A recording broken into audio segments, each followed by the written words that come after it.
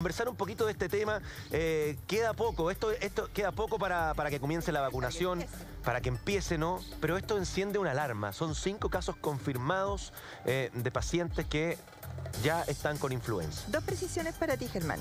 1, 5 con influenza A, pero 2 con influenza B. Recordemos que todos los años circulan más cepas que la de moda solamente. Claro. Puede haber también influenza, virus sincicial respiratorio, puede haber, hay de todos los virus, pero la que es en este momento más virulenta que lo que se esperaba es la H3N2. Ahora, la segunda precisión es, estando hospitalizado un paciente, uno no puede in advance, o sea, por adelantado decir, está fuera de riesgo completamente. Y esto es bien importante que las personas lo entiendan, porque cuando un médico decide que un paciente se tiene que quedar hospitalizado, es porque o necesita oxígeno, o necesita medicamentos endovenosos, o necesita alguna prestación que no puede hacer la ambulatoria. Por lo tanto, ya esos 5 casos hablan de una severidad un poquito mayor, y que es exactamente eso lo que está pasando en Estados Unidos. Esta cepa no se esperaba que fuera tan virulenta, pero tiene una tasa de hospitalizaciones, una tasa de consultas de urgencia y una tasa de ataque mucho mayor a lo que se esperaba. Incluso se hablaba de 4.000 personas que fallecían a la semana producto de esta influenza.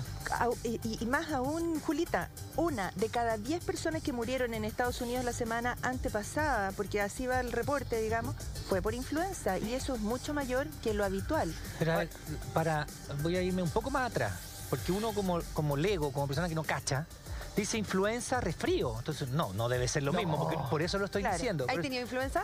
No. No, se nota. Por eso que estoy preguntando, para hacer la diferencia para la persona. ¿Qué influencia el resfrío? Porque influenza, uno dice, no, influenza es como una gripe, ¿no? ¿Qué diferencia tiene influenza, gripe, resfrío, para que uno pueda cachar? Porque son todas del pulmones, ¿o no? A ver, voy a hacer una declaración, abogado. Por favor. La influenza es un cuadro brusco, súbito, violento, que puede matar en un día. De hecho, el último fallecido en Estados Unidos, niño, tuvo síntomas por un día. Y eso significa fiebre, dolor de cabeza, sensación de dolor muscular, como que te apalean, como que no te puedes mover. Sensación, ¿cierto?, de mucho catarro, romadizo, sensación de dolor del pecho, tos. Esto dura 3 días en que tú te quieres morir, pero que afortunadamente con medicación antiviral van a pasar esos síntomas menores, antiviral, no antibiótica, y después se autolimita porque tus anticuerpos pelean contra eso. Es muy interesante entender que esta pandemia, o sea, no pandemia, sino que esta cepa actual, que se llama gripe australiana, ¿cierto?, tiene una memoria inmunológica en ciertas generaciones de las personas, porque nosotros en nuestra vida nos hemos enfrentado cada año a una cepa distinta. Si nosotros en 2 años consecutivos nos enfrentáramos a la misma cepa, estaríamos súper no necesitaríamos vacunarnos. Claro. ¿Esta se parecería un poco más a la porcina? O sea, como, no, de hecho tiene, gracias por tu pregunta, Connie, porque la gripe porcina tenía un ciclo en justamente los cerdos, y por eso se hizo tan fácil de diseminar, mientras que esta, la H3N2, no tiene ningún ciclo en ninguna otra especie que no sean los humanos.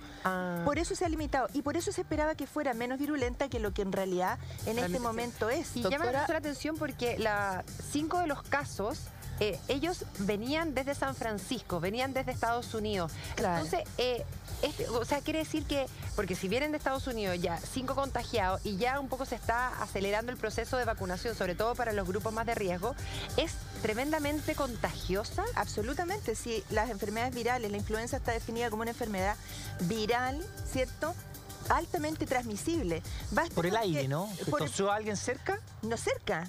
A 8 metros. O sea, yo estornudo aquí y 8 metros más allá, la persona, claro, 8 metros más allá, la persona que recibe esa secreción en el ojo. En el ojo. En el ojo, en las mucosas, en el cuerpo. Doctora, usted me está diciendo que en un mall, en un supermercado, usted estornuda acá y hay alguien que está a 8 metros y le cae... En el vagón del metro, sí.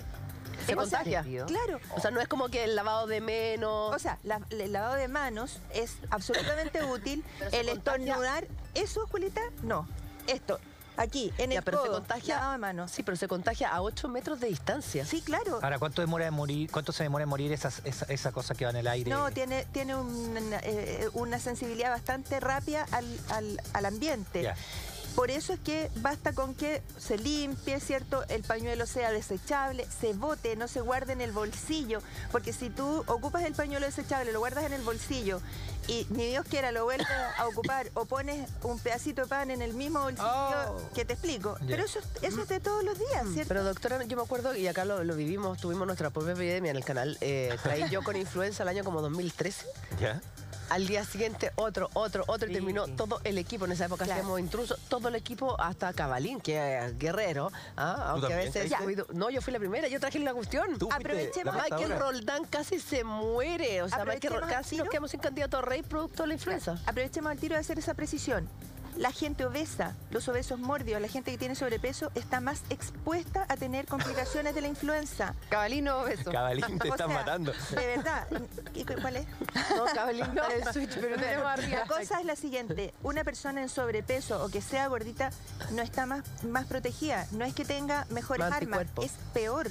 De hecho, la gente que murió en la epidemia pandémica, los primeros fueron obesos mórbidos que nos mandaban de regiones. Así es que en esto la recomendación es rápida detección de los casos. ¿Y cómo se hace eso? Si no tengo fiebre, ¿no tengo influenza? Mira, cada persona tiene formas de reaccionar distintas, pero en general es una enfermedad febril. Así es que si no tienes fiebre, lo más probable es que sea un catarro. Y ahí viene la segunda parte a tu pregunta. La influenza es un cuadro serio, como decía Connie, ¿cierto? Pasarlo mal. ¿Te acuerdas cuando tienes influenza? Pero un resfrío significa también un cuadro súbito, muchas veces sin fiebre, pero con mucha sensación de inflamación nasal, romadizo, descarga nasal posterior, sensación, ¿cierto?, de congestión. Y que no te estás muriendo, pero te sientes decaído. O sea, ¿qué va a pasar solo? Te puedo servir de modelo. Antivirales. Te puedo servir de modelo en estos momentos. Pobrecito, exactamente. Tú estás resfriada. Lleva toda la semana resfriada. Esto es constipado. Claro. Pero no te sientes así como apaleada, no. Es que la día me apaleada. Después las picoras de ayer, así. Hoy día un poco apaleada, un poco, pero no tanto. No, pero no me siento, no tengo fiebre, no tengo ninguno de los otros síntomas. Pero porque me preocupa... Sí, eso sí. Sí, un poco. Pesos de naturaleza.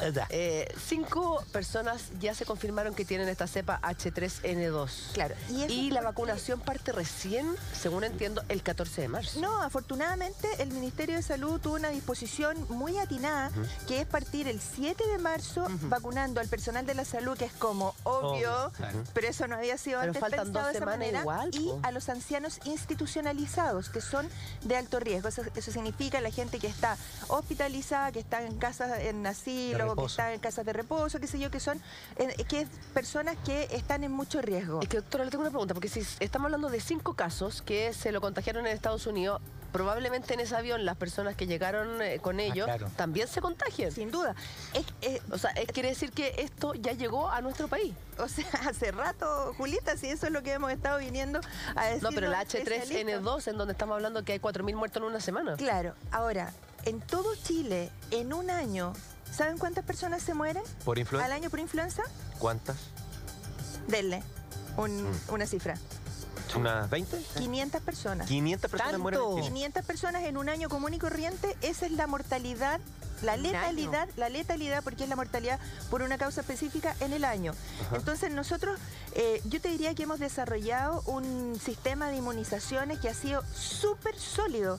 Yo en esto quiero decir que independiente del gobierno de turno, las autoridades sanitarias del Ministerio de Salud han sido consistentes, han sido realmente preocupadas y han puesto a disposición 4.800.000 vacunas este año, de las cuales para el 14 de marzo ya va a estar el 70% disponible, o sea que las personas se pueden vacunar frente a tu preocupación lo más tempranamente posible y así lograr que el 80% de la población esté inmunizada, porque en ese contexto es que baja la carga viral en toda la población y por lo tanto disminuye el contagio a los pacientes. Y esta vacuna de más que va a estar disponible a partir del 7 de marzo, a partir de 2 semanas más, tiene entonces es contra la H3N2. Si yo me vacuné el año pasado, quiere decir, no estoy protegida frente a esta cepa, estoy protegida contra otra cepa de la influenza. Aquí es interesante explicar lo siguiente.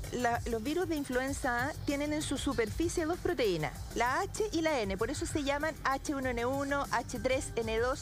La H es hemaglutinina, la N es neuraminidasa, y dependiendo de cuál es la expresión en su superficie es que va a ser la cepa del año. Pero claro, H2. Cada año mutan, ¿cierto?, pequeños pequeños cambios que se llaman drift en la superficie, por lo tanto, si tú el año pasado tuviste exposición al virus y este año vuelves a tener exposición al mismo virus, tienes algo de memoria inmunológica. Claro. Pero cada ciertos años, y eso fue lo que pasó en la epidemia pandémica, existe un cambio mayor, se llama shift, y por lo tanto es un virus completamente nuevo. Nunca nadie ha tenido exposición a ese virus y la diseminación es inmediata, instantánea y tiene su... ¿Dónde muta? ¿Dónde muta? Ah, las proteínas de la superficie del virus son las que mutan. Los virus tienen una capacidad ¿una persona le muta a un ser humano? Te lo voy a explicar súper simple.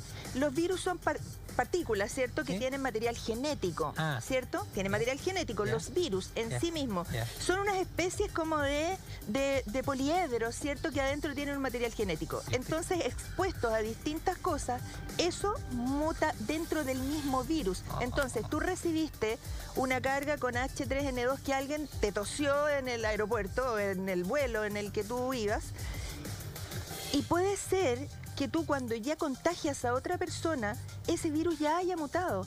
Mutó en ti, mutó en el ambiente, ¿cierto? Y eso ¿cuánto se demora? Por ejemplo, yo estuve ayer con una persona que tenía el virus. ¿Cuánto tiempo se demora en manifestarse a mí? Bueno, eso es bien interesante porque también depende del inóculo. Eso significa que si yo estuve contigo, estuve sentada al lado y la persona venía, pero ya súper contagiante en el periodo de mayor contagio, probablemente yo en cosa de horas manifieste los síntomas. Pero si alguien venía sentado en la fila 44 y yo estaba en la 1, la carga que a mí me alcanza a llegar es poca y por lo tanto mi sistema inmune va a recordar, y esa es la gracia de la vacuna, que cuando tú ya has sido vacunado, tu sistema inmune queda con una especie de interruptor en el que tú reaccionas frente al inóculo del virus y generas una gran cantidad de anticuerpos en forma tan rápida que elimina la posibilidad de enfermarte gravemente. Claro. Doctora, respecto de que la influenza se contagia hasta 8 metros de distancia.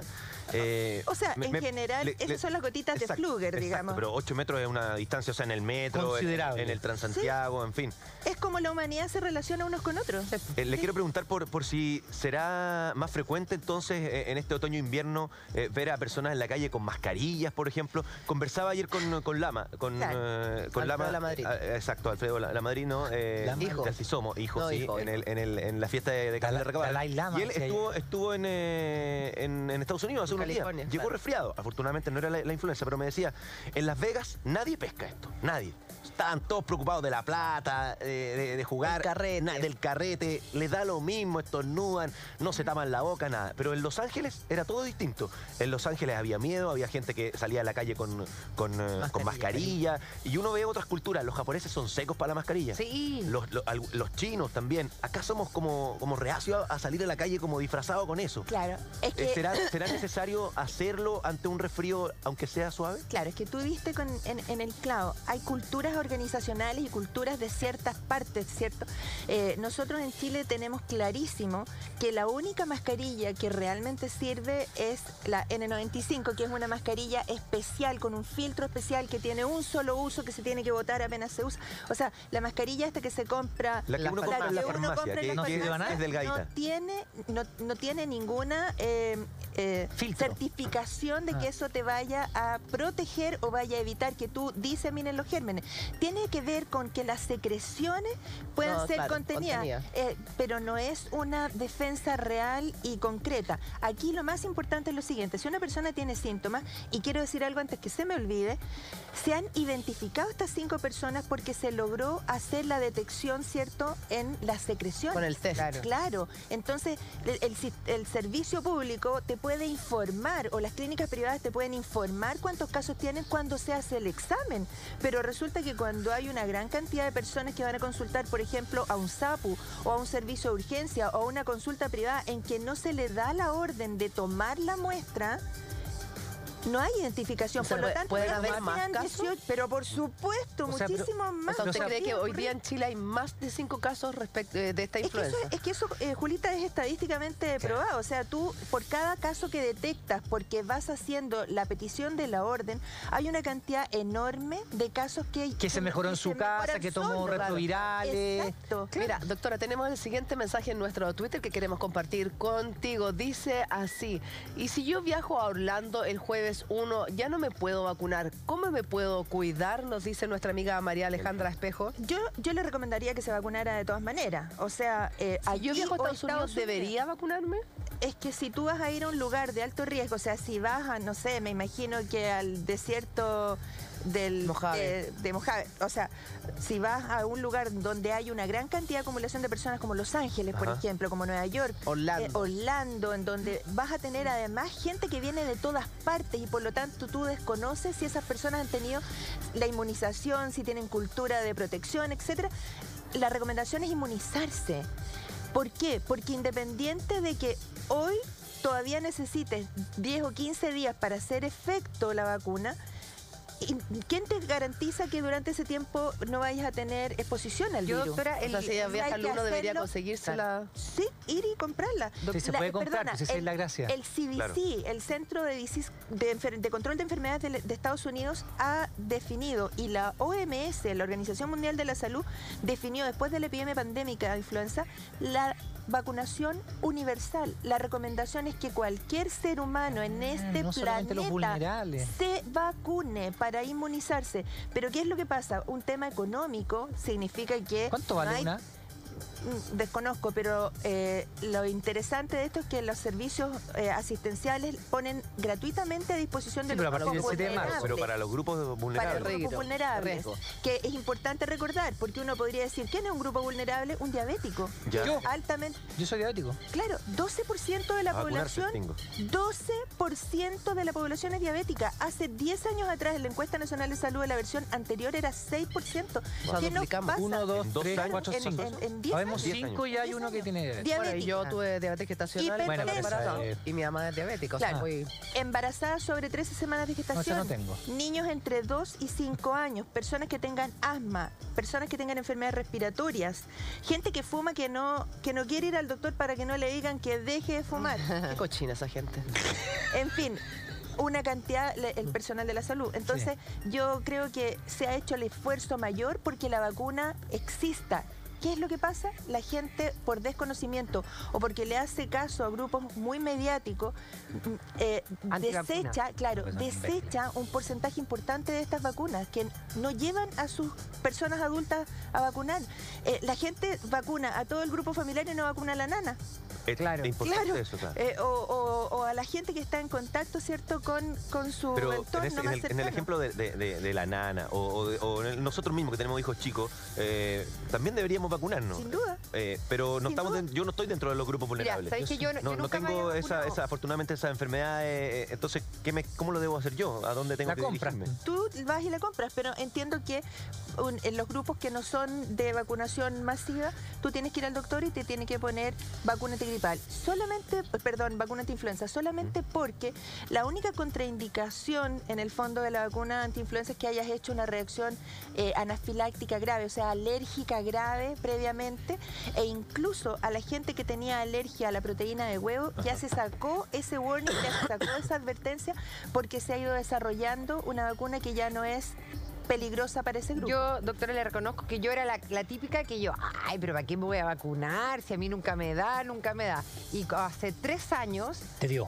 Hace 3 años me dio. ¿Te pelearon? Pero ¿sabéis qué? Y yo, de verdad, como no me había vacunado, entonces, pero nunca me había sentido tan mal, porque claro, la mayoría de la gente, yo también pensaba que la influenza era como un resfrío. Sí, por eso hay que preguntarle. Estuve una semana y yo nunca en mi vida había tenido 40 de fiebre. A mí me dio con 40 de fiebre, o sea, un adulto con 40 de fiebre. Me dolía desde el pelo hasta la uña del dedo chico. Yo lloraba y ¿sabéis qué? Ahí dije, nunca más. Y ahora todos los años, toda mi familia se vacuna. Claro. A mi casa. Ahora, ¿qué es lo que pasa? Tú eres una persona joven, 40 de fiebre lo puedes resolver con un paracetamol o con medidas físicas, pero una persona adulta, mayor, que no puede hablar, una persona que tenga Alzheimer, que no puede tomar líquido, se va a deshidratar, se puede morir en esa pasada. Doctora, horrible. El porcentaje, y aquí es como el porcentaje de muerte. Es que la letalidad, es que aquí hay que hablar de dos cosas. Uno es la mortalidad, que es número de muerte, y otro es número de muertes atribuidos a la influenza. Y ahí cambia por completo de temporada en temporada y según el grupo de riesgo. A vacunarse. Doctora, le queremos dar las gracias entonces. por ser tan ilustrativa, ¿no? con su explicación, doctora Carolina Herrera, broncopulmonar. Nos vamos a vacunar en vivo. Sí, nos vamos a vacunar, sí. Feliz, vacunémonos en vivo, ¿ya? Me gustó. Sí, feliz. ¿Doctora nos puede venir a vacunar? ¿Todas? No, es broma.